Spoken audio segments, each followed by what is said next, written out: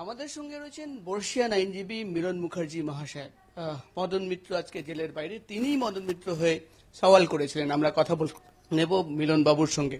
মিলন বাবু, মদন মিত্র আজকে জেলের বাইরে, সবাই বলছে আপনার জন্য জামিন। না, আমার জন্য বারবার বারবার আপনারা যুক্তি দিয়েছেন প্রভাবশালী যে তথ্য, যে তিনি আর প্রভাবশালী নয়, তাহলে কি শেষ পর্যন্ত সেই তথ্য দাঁড়ালো? দেখুন, আপনাকে আমি একটা কথা বলি, প্রভাবশালী মানেটা কি? প্রভাবশালী, আমি এই কেসে যেটা আমার কাছে সবচেয়ে দুঃখের বিষয় হচ্ছে, দুটো ভদ্রলোক যাদের এগেইনস্টে চার্জশিট হয়েছেন, তারা আসামি, চার্জশিটেড অ্যাকিউজড পারসনস, তাদের এখনো পর্যন্ত সিবিআই অ্যারেস্টও করেনি, তারা জামিনও নেয়নি। তাদের প্রভাবশালী বলবো না মদনবাবুকে প্রভাবশালী বলবো, যে 21 মাস ধরে জেলে আছেন? সেই 21 মাস ধরে যিনি জেলে আছেন, তার এগেনস্টে 28/12/2015 পর কোনো ইন্টারোগেশন হয়নি। কাস্টাডিটা রাখা কি জেলে থাকার জন্য কাস্টাডি? আপনি আমাকে একটা কথা বলুন, এই কেসগুলোতে, এই কেসে আপনি দেখবেন যে সাজা, যে সেকশনসগুলো দিয়ে চার্জশিট দিয়েছেন মদনবাবু এগেনস্টে, সেটা হচ্ছে 18/2/2015-তে। 18/2/15 থেকে আজ অবধি আমরা হচ্ছি in the month of September. আপনি দেখবেন একটা মদনবাবু ইন্টারোগেশন ছাড়া আমরা কোনো এভিডেন্স পাচ্ছি না, যেটা ওরা ফার্দার এভিডেন্স হিসেবে ট্রিট করছে। আর এই যে ফার্দার এভিডেন্স যে কথাটা ওরা বারবার বলছে, ইনফ্লুয়েন্স যদি আমার থাকতো, তাহলে আমার এগেইনস্টে 18/2 থেকে আজ অবধি কোনো সাক্ষী, কাউরির কোনো কমপ্লেন্ট আছে যে আমি প্রভাব বিস্তার করছি তাদের উপরে? আপনি প্রভাবশালী মানেটা কি?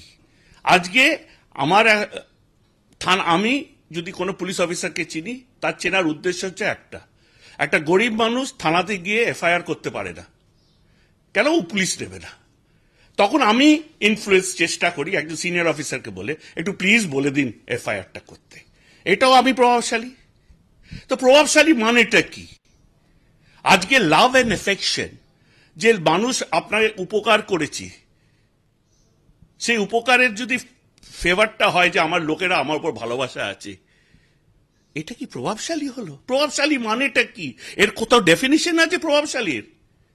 আমি তো আপনাকে বলছি, এই যে দুটো ভদ্রলোক যারা আছেন বাইরে, একজন আছে 17/11/2014 থেকে বাইরে, একজন আছে 14/8/2015 থেকে বাইরে, হ্যাঁ, তারা প্রভাবশালী না?